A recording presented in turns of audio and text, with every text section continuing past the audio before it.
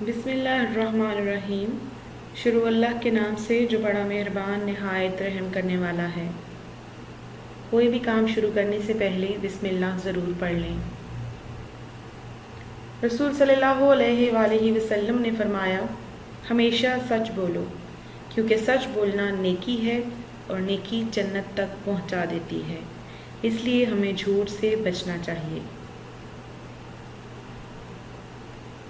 السلام علیکم۔ آج ہم جماعت چہارم کی اردو کی کتاب کا پہلا سبق شروع کریں گے۔ اردو کی کتاب کھولتے ہی پہلے صفحے پر آپ کو ایک لسٹ نظر آتی ہے جسے فہرست کہا جاتا ہے۔ فہرست میں کتاب میں موجود تمام اسباق کو ترتیب سے لکھا جاتا ہے اور جس صفحے سے وہ سبق شروع ہوتا ہے اس کا صفحہ نمبر بھی لکھا ہوتا ہے۔ فہرست کا مقصد فوری طور پر مطلوبہ سبق کو ڈھونڈنا ہے تاکہ ہمارے کام میں آسانی ہو۔ ہمارا آج کا سبق ہے حمد، جو فہرست میں دوسرے نمبر پر ہے اور یہ صفحہ نمبر 32 یعنی 32 پر ہے، اس لیے ہم صفحہ نمبر 32 کھولیں گے۔ سبق کا باقاعدہ آغاز کرنے سے پہلے ہم یہ جانیں گے کہ حمد کسے کہتے ہیں۔ حمد ایسی نظم ہے جس میں اللہ تعالیٰ کی تعریف کی جائے اور اللہ کی عطا کی ہوئی نعمتوں کا ذکر کیا جائے۔ اس حمد کے شاعر ہیں اختر شیرانی۔ شاعر کسے کہتے ہیں؟ شاعر وہ ہوتا ہے جو شاعری کرتا ہے، مثلاً جو حمد، نعت، نظمیں، گانے یا گیت وغیرہ لکھتا ہے اسے شاعر کہتے ہیں، اور اس نظم کے شاعر ہیں اختر شیرانی۔ سب سے پہلے ہم سبق کے خاص الفاظ پڑھیں گے۔ حمد، سنوارنا، چراغ، قدرت۔ خاص الفاظ کے دو مقصد ہیں، ایک تو یہ کہ نئے الفاظ کو متعارف کروانا، دوسرا مشکل الفاظ کے معنی بتانا۔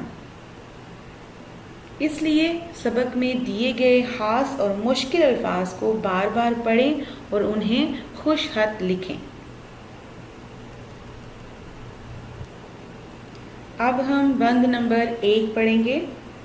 یہ ہیں خدا کے نشان سارے، زمین پہ پھول آسمان پہ تارے، سجے ہیں یہ کیسے پیارے پیارے، زمین پہ پھول آسمان پہ تارے۔ اس بند میں شاعر اختر شیرانی کہتے ہیں کہ اس دنیا میں جتنی بھی چیزیں ہیں وہ سب اللہ تعالیٰ کی بنائی ہوئی ہیں۔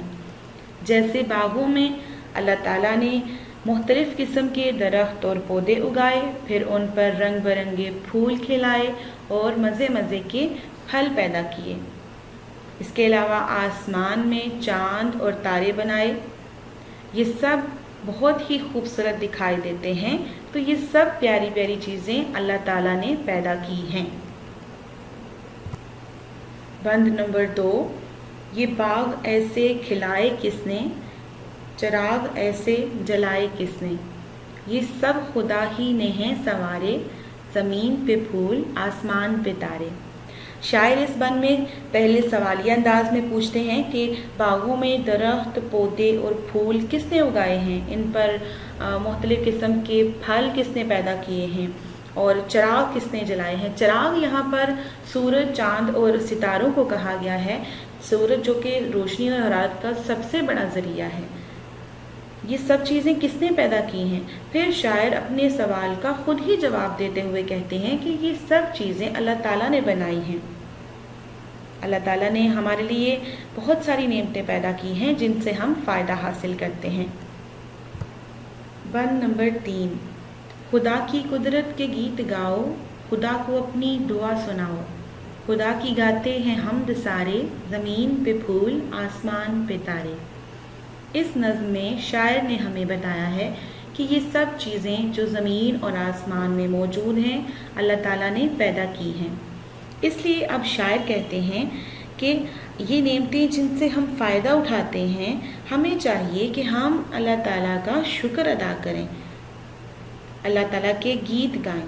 اللہ تعالیٰ کے گیت گانے سے کیا مراد ہے کہ اللہ کی عبادت کرنا، اللہ کا ذکر کرنا، اس لیے ہمیں کسی بھی چیز کی ضرورت ہو تو ہمیں اللہ ہی سے مانگنی چاہیے، اللہ کے سوا کسی سے مدد نہیں مانگنی چاہیے۔